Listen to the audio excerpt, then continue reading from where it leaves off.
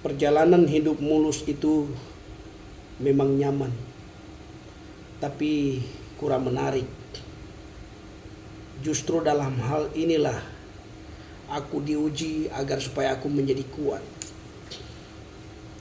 Karena hidup itu adalah sebuah pilihan, bukan soal benar atau salah, tapi bagaimana respon kita terhadap masalah yang kita hadapi.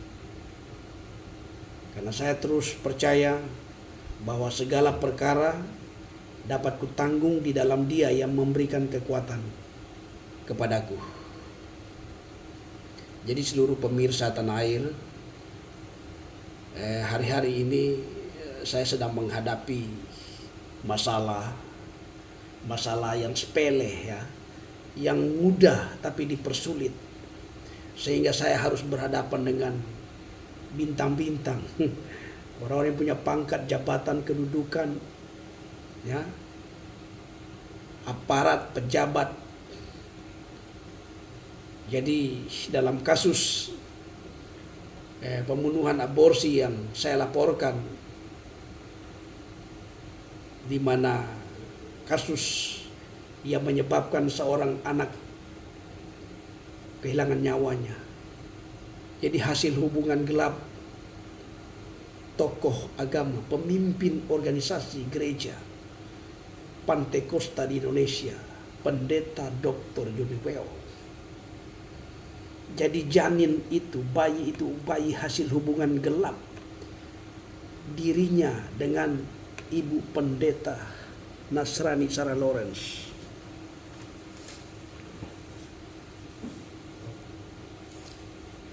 Kasus ini mencuat di berbagai media.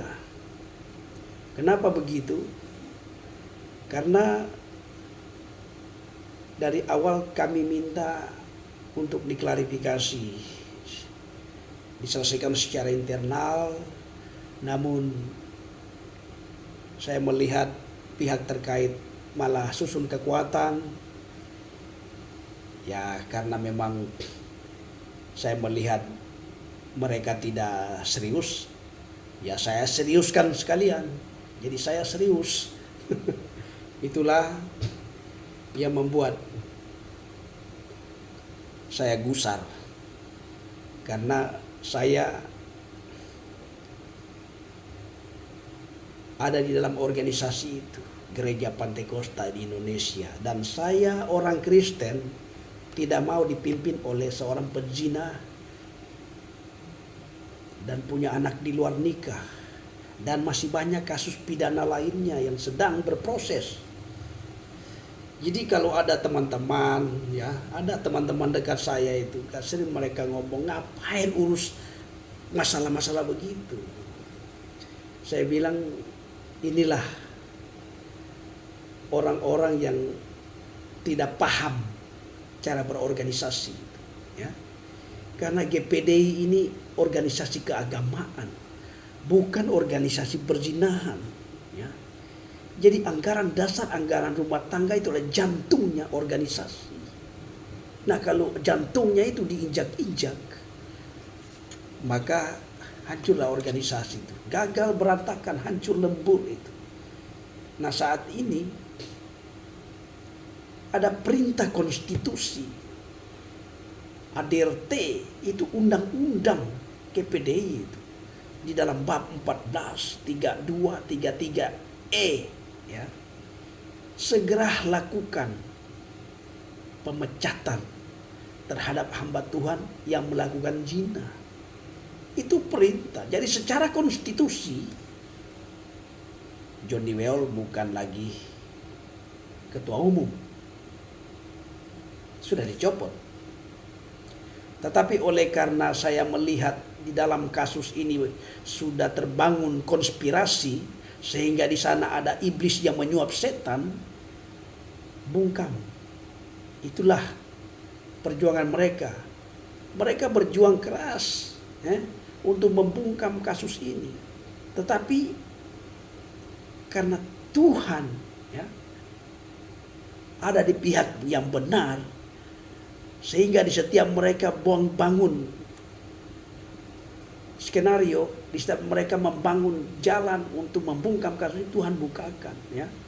Ada beberapa hamba Tuhan datang menceritakan Johnny Weol di puncak waktu retret MD DKI sudah buat pengakuan sambil nangis. Ia mengaku bahwa berteman dengan NSL. Jadi ini cara-cara Tuhan untuk memperlihatkan kepada dunia itu bahwa memang kasus itu benar adanya itu. Jadi maaf, saya tidak menaruh kebencian kepada ketua umum kita, kepada NSL. Namun ini adalah pidana murni, kasus asusila, ya. Cuma yang saya heran, penyelidikan ini tidak profesional. Kasus segini kok sampai 5, saya melihat di setiap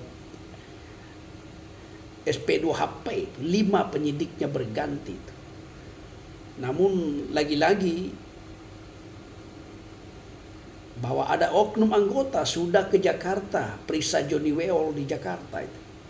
Nah, Johnny Weol yang biayai tiket pulang pergi, bayar hotelnya, tentu sudah terjadi suap. Itu merupakan gratifikasi, ya. Kita tidak ada bukti, namun itu tidak bisa dibuktikan. Siapa melihat pemberian hal seperti itu? Dan itu sangat besar dugaan itu terjadi. Kalau memang tidak terjadi suap atau gratifikasi, kasus ini berjalan secepatnya. Namun setelah saya melihat langkah-langkah perjalanan proses kasus ini sengaja diulur-ulur, saya laporkan penyidiknya ke Divpropam Mabes Polri, ya. Lalu saudara sudah dirujuk ke Biro Wasidik. Jadi saya melihat rujukan itu ada sehelai lembaran kertas, itu pesan singkat Kapolri. Jadi berkaitan dengan tim komite reformasi transformasi Polri sesuai dengan tupoksinya, tanpa tebang pilih, siapapun ditindak tegas apabila melakukan pelanggaran kode etik. Jadi inilah yang saya suarakan terus ketika ke Barreskrim Polri, biar bintang-bintang itu dengar, karena memang ini ada bintang jenderal orang Kristen nih yang doyan terus membackup Johnny Weol. Tapi saya tidak takut, ya. Saya tidak punya uang, tapi saya punya Tuhan. Tuhan tidak akan membiarkan saya. Kalau Tuhan biarkan saya, sudah beberapa bulan lalu saya lewat, karena sudah pernah saya diundang minum kopi di Jakarta Convention Center. Dia minta jam 3, jam 2 saya sudah tiba di tempat. Jam 3 kurang 14 menit saya WA dia, saya sudah tiba di lokasi lantai dasar. Dia bilang tunggu sebentar lagi di jalan. Saya tunggu hampir setengah jam belum muncul. Tapi pikiran saya tidak tenang. Lalu saya bilang, Tuhan, kalau memang ini bertanda tidak baik, saya pulang. Lalu dengan damai sejahtera saya kembali. Dan sampai hari ini tidak tersambung lagi komunikasi. Luar biasa kan? Jadi banyak, saudara, yang hal-hal yang seperti itu. Sehingga saya bilang kalau memang ini fitnah, ngapain harus nyari-nyari saya? Ya, ngapain harus undang-undang saya khotbah di sana sini? Itu bukan target saya kan. Oh, nanti ada perpuluhan, ada jemaat, ada gereja sudah disiapin. Tapi dengan satu catatan, cabut laporan. Tuh, itu bukan target saya, ya. Itu tawaran itu kan tawaran sama seperti setelah Mubeslup itu bulan Agustus, saya ingat Fortapnas di Manado KP4 itu. Itu kan saya ditanggungkan tiket Garuda itu, PP itu mau dilantik jadi KP4. Saya pikir saya ini siapa? Tapi dengan catatan cabut laporan berkaitan dengan pemukulan, pengeroyokan itu kan. Tapi bukan itu target saya, ya. Kan mereka melibatkan satu bintang, ya, Brigjen siapa itu dari istana itu, orang Sangir, meminta untuk apa namanya, memediator untuk mediasi. Saya bilang saya tidak cari itu. Target saya supaya GPDI dibersihkan, ya. Oke, hari-hari ini Tuhan menolong saya sehingga saya tidak takut, saya tetap kooperatif, ya. Saya minta hikmat penghayyuan daripada Tuhan supaya di setiap tutur kata, gaya bahasa saya mudah dimengerti dan didengar orang. Tapi puji Tuhan, orang dengar biarpun kita ribut-ribut gontok-gontokan, tapi itulah saya, kalau benar ya saya tetap maju, saya tidak akan lari karena saya benar. Jadi saudara, saya mau cerita ini. Selama 9 tahun kepemimpinan Pendeta Dr. Johnny Weol, penghuni di rumah besar GPDI mengalami kesulitan, mengalami yang namanya hukuman sosial dengan apa yang terjadi. Ada pelanggaran asusila, ada pelanggaran pemalsuan ADRT, ada perkosaan terjadi, ada pelecehan seksual terjadi di mana-mana. Tapi memang ini tidak bisa mereka disangsikan karena ketua umumnya seperti itu yang menjadi contoh. Sehingga semua oligarkinya dan dinastinya itu sepakat dan sepaket untuk membela kejahatan. Ya. Jadi saudara, saya melihat di periode ini menjelang periode kedua. Jadi rentetannya mulai dari MUBES 2022-2027, iblis bekerja dalam perhelatan ini, membawa atas nama Tuhan, mensobek 4 surat suara itu, ya, sehingga Johnny Weol dinyatakan menang dalam MUBES itu. Nah, kemenangan Johnny Weol dalam MUBES 2022-2027 itulah titik awal antikris berkuasa di GPDI.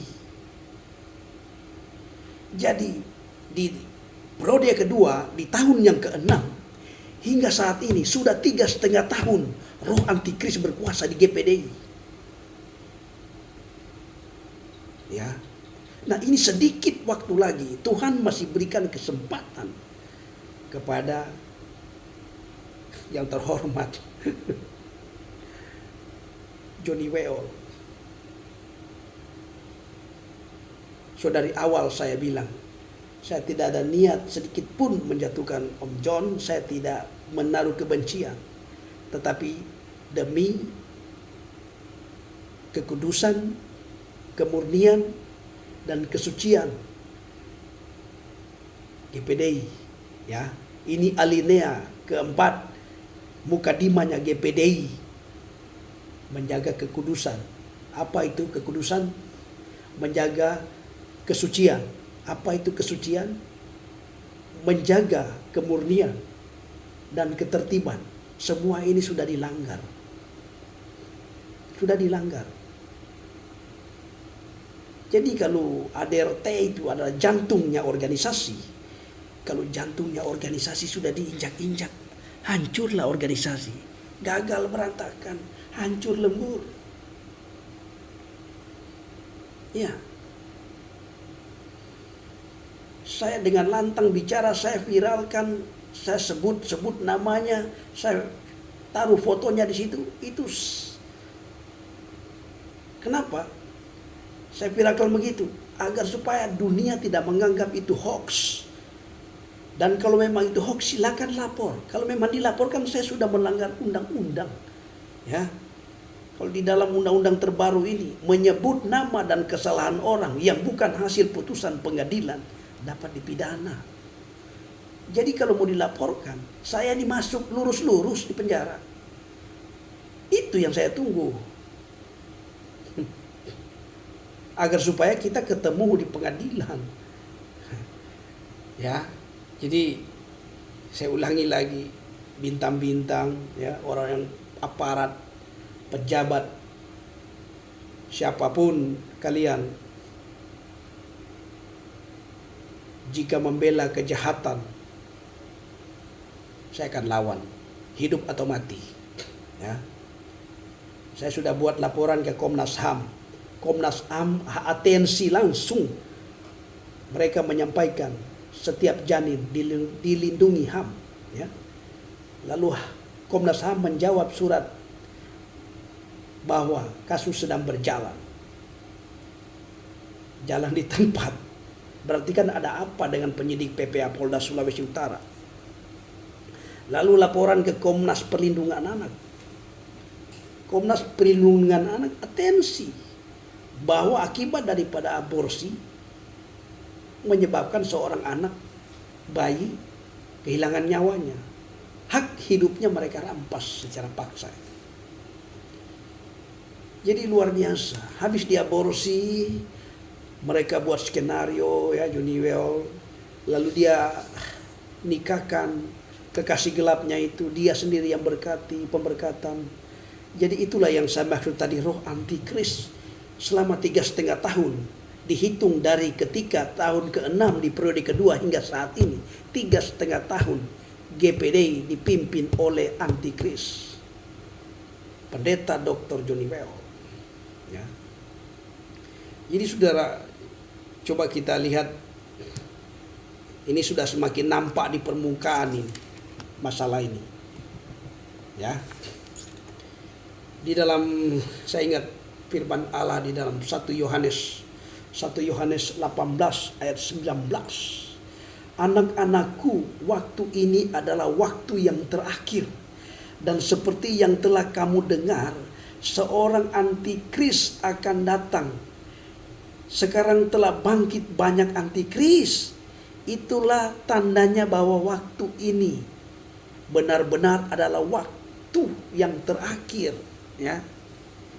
Memang mereka berasal dari antara kita, tetapi mereka tidak sungguh-sungguh termasuk pada kita. Sebab jika mereka sungguh-sungguh termasuk pada kita, niscaya mereka tetap bersama-sama dengan kita.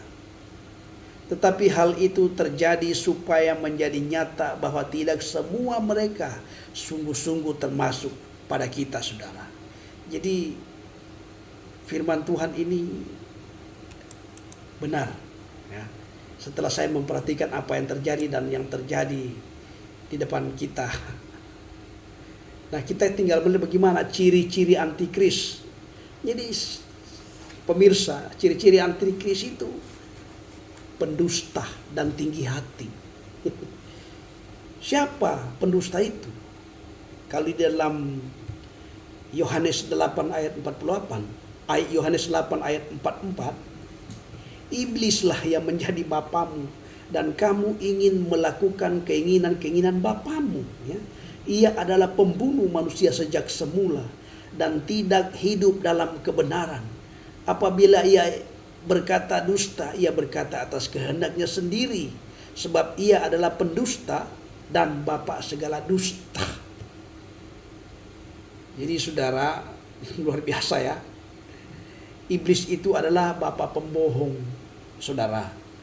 Jadi orang pembohong itu adalah orang yang sombong dan tinggi hati. Ya. Kalau kita mau lihat di dalam Amsal 18 ayat 12, ya, tinggi hati mendahului kehancuran, tetapi kerendahan hati mendahului kehormatan. Haleluya, kan? Luar biasa. Orang yang tinggi hati itu adalah orang yang sombong, saudara. Nah, kesombongan adalah dosa yang sangat dibenci Allah. Jadi akibat sombong dan tinggi hati itu, saudara, ada seorang bernama Lucifer. Karena orang ini dia ingin sama menyamai yang maha kuasa, dia dicampakkan ke bumi ya. Jadi dicampakkan dari sorga ke bumi karena dia tinggi hati, dia sombong. Nah, di dalam Yesaya 14 ayat 12 itu kan, wah engkau sudah jatuh dari langit, hai bintang timur putra fajar, engkau sudah dipercahkan dan jatuh ke bumi, hai yang mengalahkan bangsa-bangsa. Ya, engkau yang tadinya berkata dalam hatimu, aku hendak naik ke langit, aku hendak mendirikan takhtaku mengatasi bintang-bintang Allah, dan aku hendak duduk di atas bukit pertemuan jauh di seberang utara. Luar biasa memang di Lucifer ini.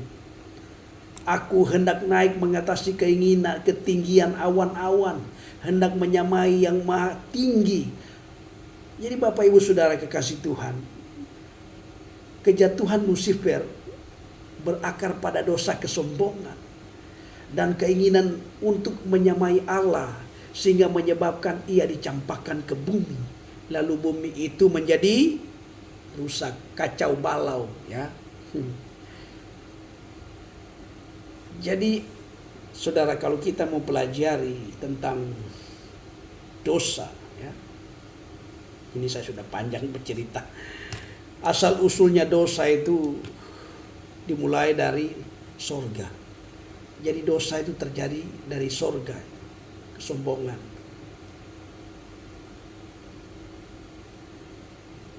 Ketika Lucifer dicampakkan ke bumi, lalu ia itu menyerupai menjadi iblis. Kalau di dalam kitab Wahyu dikatakan si ular tua atau setan. Ia cerdik dan licik, menghancurkan kehidupan manusia yang ada di Taman Eden. Ya, manusia tadinya hidup sempurna, bisa bertemu muka dengan Tuhan, berbicara langsung dengan Allah. Ya. Tapi oleh karena mereka terkecoh, ya, terpedaya oleh si ular, si iblis ini, mereka jatuh dalam dosa. Itulah sebabnya Tuhan mengusir kedua manusia itu dari Taman Eden kan. Kita sudah tahu cerita ini ya. Kenapa diusir? Karena mereka melanggar peraturan yang sudah Tuhan buat. Jadi pertengkaran, perseteruan itu terjadi terus sampai kepada penggenapan nubuatan di dalam Kejadian pasal 3 ayat 15. Jadi kan sudah tahu ini nubuatan ini. Kejadian 3 ayat 15, aku akan mengadakan permusuhan antara engkau dan perempuan ini, antara keturunanmu dengan keturunannya. Keturunannya akan meremukkan kepalamu dan engkau akan meremukkan tumitnya. Jadi Bapak Ibu Saudara kekasih Tuhan, nubuatan ini digenapi oleh Yesus di atas kayu salib. Jadi gereja Tuhan atau orang percaya, saudara dan saya, akan meremukkan kepala iblis, si ular tua itu. Dan ular itu hanya bisa memagut tumit, ya kan, di cek-cek gitu. Tapi kepalanya kita pecahkan. Haleluya. Jadi iblis itu ada di bawah telapak kaki orang percaya. Oleh sebab itu saudara, salib itu ya, salib itu berbicara tentang peristiwa, saudara.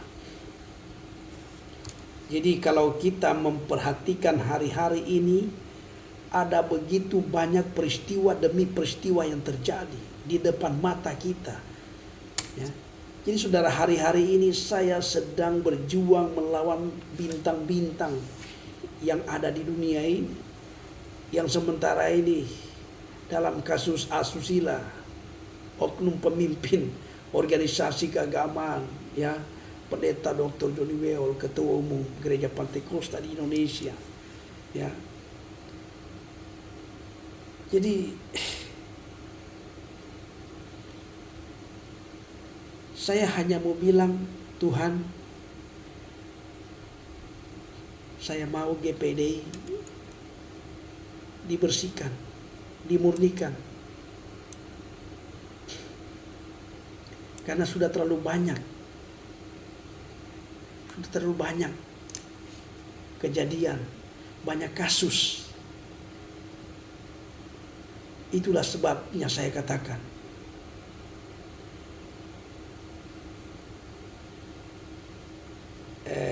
di dalam MUBES 2022-2027 dimenangkan oleh Johnny Weol dengan cara-cara yang curang. 4 surat suara disobek oleh ketua panitia penyelenggara MUBES, ya, Pendeta Elion Nemberi. Saya ada datanya. Saya tidak mau bicara kalau tidak ada data. Dan Tuhan bawa saya ke Papua hanya untuk mendengar data itu. Dan saya ambil data itu. Ya, itulah Tuhan. Tidak pernah saya pikirkan kalau semua data itu bisa saya ambil.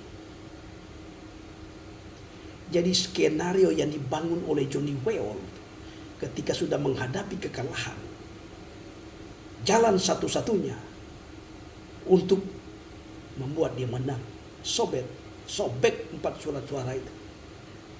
Dan kemenangan Johnny Weol itu adalah titik awal pemerintahan antikris berkuasa di dalam organisasi gereja Pantekosta di Indonesia.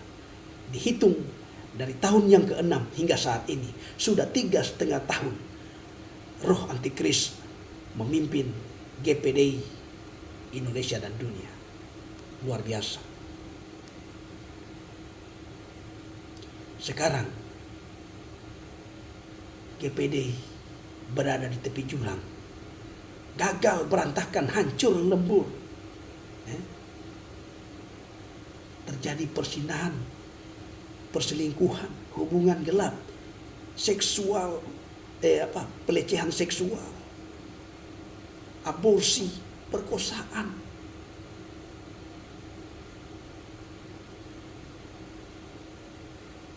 Lalu teman-teman, orang-orang dekat saya ngomong, buat apa ngurus itu? Inilah orang kalau tidak paham baru. Saya sih terlalu mau ngomong. Sudah dari lahir di GPD tapi tidak paham berorganisasi. Ya, itu yang menjadi susah itu. Jadi kalau berorganisasi itu harus pelajari semua aturan anggaran dasar. Tidak semuanya, mukadimanya GPD itu aja dipelajari dalam ADRT itu, alinea itu. Mukadimanya itu cuma 4 kok. Menjaga kekudusan, kemurnian, kesucian, dan ketertiban. Nah, kita kalau bicara mukadimah itu tidak bisa terbantahkan Johnny Weol. Dia sudah melanggar. Ya. Jadi terjadi lagi perampasan pelayanan dan gedung gereja di Ngalirejo. Jadi orang tua daripada pendeta Anton merintis, mereka dengan darah dan air mata berdoa membangun pelayanan itu, lalu tiba-tiba diambil secara paksa oleh MD Jawa Tengah. Itu intervensi juga dari Majelis Pusat. Jadi saya melihat apa yang terjadi di dalam kepemimpinan Johnny Weol, menghancurkan pelayanan di GPD Eklesia Langoan dengan cara mengutus PLT Pendeta Brando Lumatau. Terjadi perpecahan. Jadi sudah tidak layak lagi untuk memimpin. Mudah-mudahan Pendeta Dr. Johnny Weol, Ketua Umum GPD, Anda mendengar aspirasi ini. Ya, saya sudah berulang kali WA. Silakan mundur. dengan cara baik. Tapi tidak ada jawaban. Kemudian saudara, kita lihat lagi apa lagi yang jadi terjadi perpecahan. MD Lampung 24 gembala pindah organisasi karena pertengkaran itu.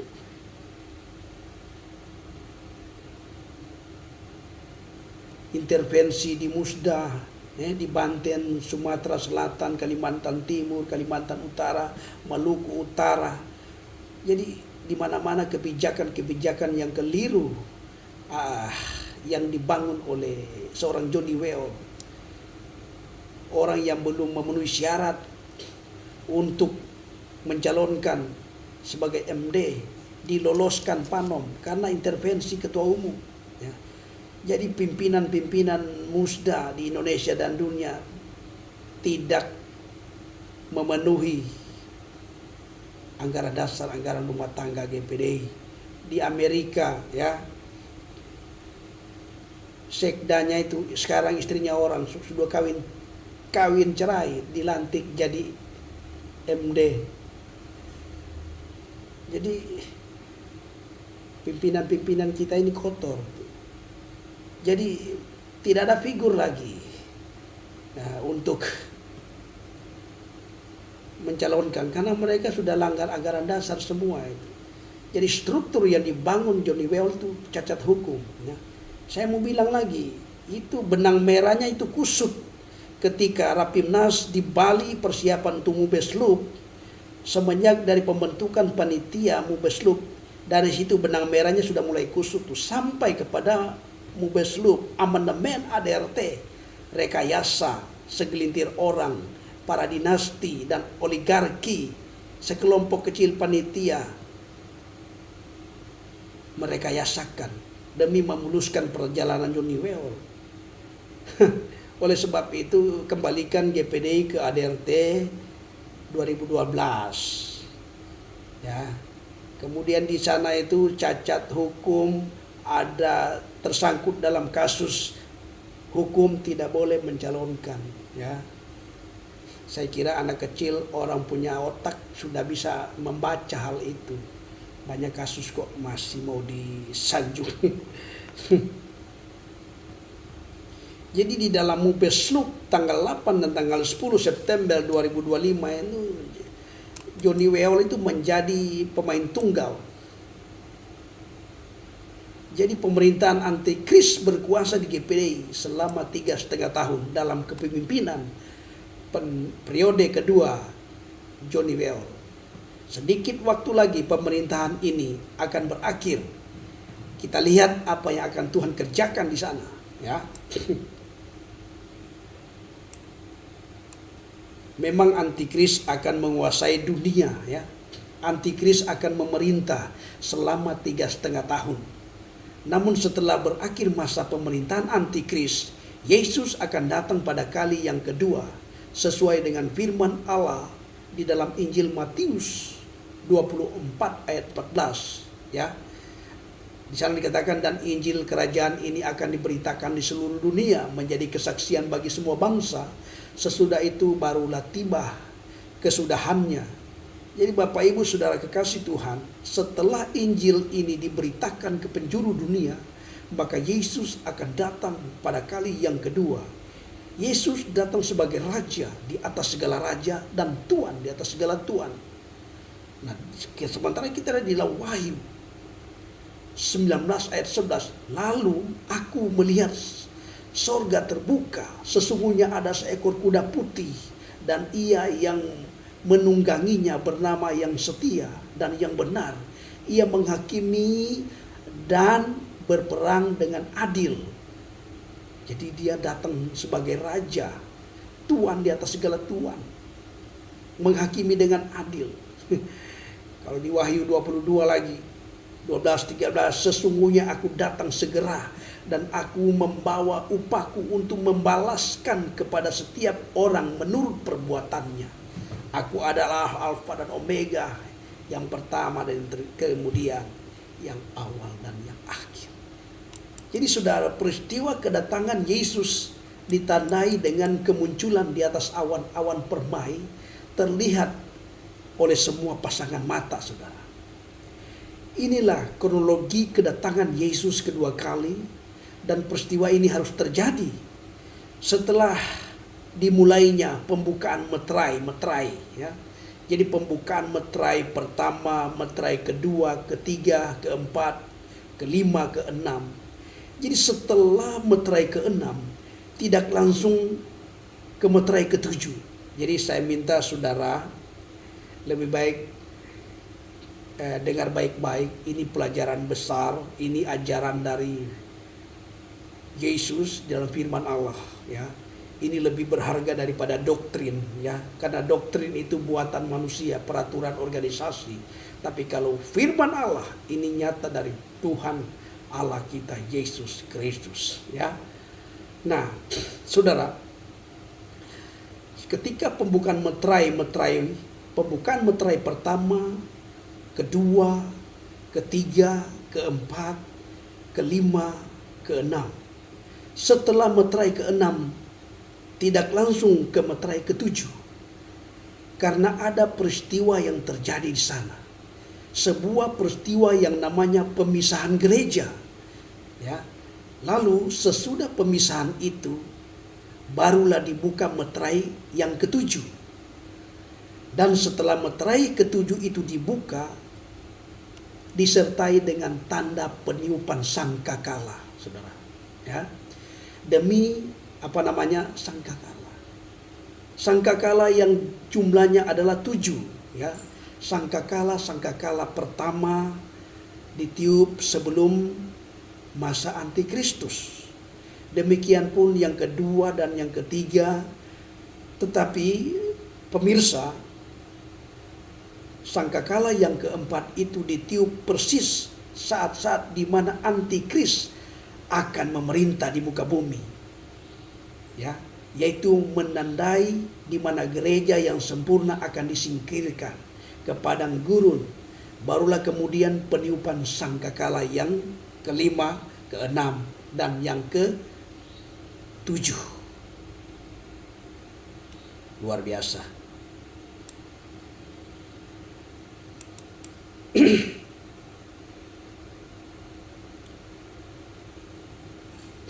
Jadi saudara, kita terus melihat peniupan sangkakala ya.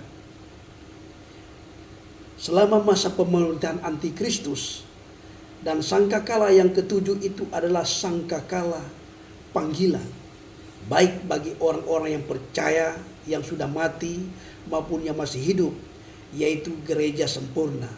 Peniupan sangkakala yang ketujuh ini adalah tanda kedatangan Yesus kedua kali. Tanda ini harus terjadi dan ditiup dengan begitu rupa. Kemudian orang-orang percaya yang sudah mati akan dibangkitkan saat sangkakala ketujuh itu ditiup dengan begitu rupa. Demikian pun gereja sempurna yang disingkirkan oleh Allah dari masa antikris di padang gurun akan diubahkan. Mereka tidak akan mengalami kebangkitan, tetapi diubahkan dalam sekejap mata. Ketika Yesus datang ke angkasa, mereka akan diangkat. Nah, inilah yang dinamakan dengan rapture.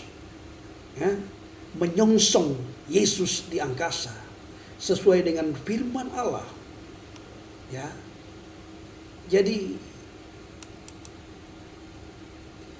kalau kita lihat firman Allah di dalam 1 Tesalonika 4:16-17. Jadi setelah itu barulah kita aman bersama dengan Yesus di angkasa. Ya. Yesus akan menghukum seluruh penduduk dunia, yaitu para pengikut antikris, dengan dicurahkannya cawan-cawan murka Allah. Jadi bentuknya murka sangat-sangat mengerikan. Disusul dengan cawan murka kedua, ketiga, keempat, cawan murka kelima, dan yang keenam. Setelah cawan murka keenam, tidak langsung cawan murka ketujuh, karena ada lagi peristiwa yang terjadi di sana, yaitu peristiwa perang Harmagedon. Karena pada saat itu dari angkasa Yesus akan turun ke bumi dan memerangi semua orang-orang yang menjadi pengikut antikris, orang jahat dan orang-orang berdosa, dan yang diajak untuk turun ke bumi memerangi mereka. Mereka adalah orang-orang kudus yang tidak lain adalah gereja yang sempurna, saudara. Jadi Tuhan Yesus turun ke angkasa itu dia membawa orang-orang kudus, orang-orang yang disempurnakan untuk memerangi antikris. Haleluya. Sedikit lagi. Ada dua. Jadi saudara, kalau kita mau, ini pelajaran ini sering saya sampaikan ketika berkhotbah, namun saya mau semua orang bisa mengerti, karena ini firman Allah, ini adalah tanda kehidupan kita, baik hidup yang di dunia ini maupun hidup di akhirat. Kuncinya adalah kita harus mempersiapkan diri untuk disempurnakan. Oleh sebab itu,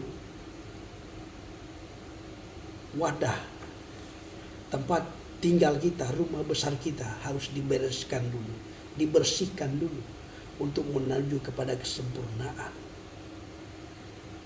Disitulah tempat kita berkumpul, ya. Kan gereja itu kan seperti bengkel, toh.